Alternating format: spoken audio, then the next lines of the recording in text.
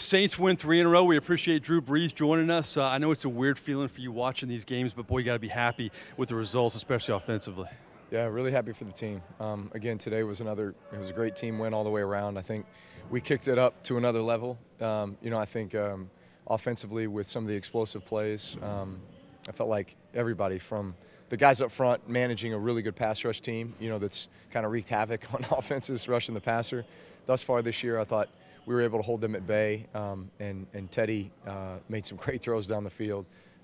Really everybody getting involved in some of those big plays. Mike Thomas, Ted Ginn, Jared Cook. So I think just everyone contributing. We knew it was going to be a challenge to run the football just with that big, heavy front, but I think we ended up, at the end of the day, I think kind of wearing them down, and then just kind of that complement of the run and the pass started to take control. Defensively, that's a really explosive offense. Put up 55 points last week, right, on the road against the Rams. And I felt like from really start to finish, they really did a great job. Eliminating the big plays. Pass rush really tuned it up there in the fourth quarter and just kind of slammed the door on them.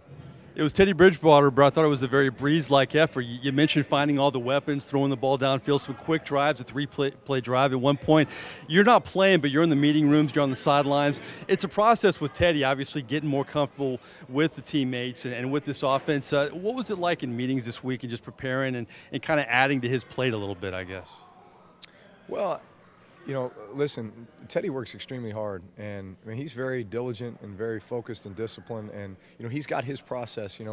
Let's not forget, Teddy was a successful starting quarterback in this league, for a few years in Minnesota before coming to us, and so he has a way of doing things in a way that gets himself ready to play, and he's a very intelligent guy, and I think just that comfort level with him and the guys he's throwing to, and just kind of the flow and the rhythm, of this offense once you get going.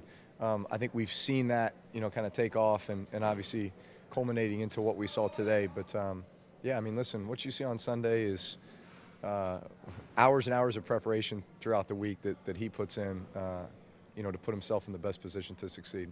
I know you want to get back as soon as you can, but if this team keeps winning, will you use it to your advantage, maybe getting more time, or how do you approach everything right now? Honestly, I'm just taking it one day at a time. I mean, yes, I have that mark, I'm trying to hit, but other than that, it's just benchmark days, right? And benchmark moments, or whatever it is that needs to be accomplished. Whether it's that piece of strength or that range of motion or just whatever it is. And I'm really just trying to take it one day at a time, because I don't necessarily know what to expect, right? I've never been through this before. I know what feels normal, right? It's not normal yet. And at the end of the day, I want to put our team in the best position to win, right? And so I'm not going to rush myself back just so I can get back out on the field and not be who I need to be, right, for this team. So I'm just going to take it one day at a time and see if we can fast track this. But I mean, listen, the team's playing great, and more importantly that, we're growing. We're developing. We're being strengthened, right? We're being hardened. We're being battle-tested, and that's important when you start talking about, the way we're going to need to play down the stretch. Give me the update. Last time I talked to you was after the Dallas game. You put out on social media. I know a lot of Saints fans were happy the way they saw you throwing the football, and you look comfortable throwing the football. How did you feel throwing? I felt good. Again, I mean, it was a small ball, a lighter ball.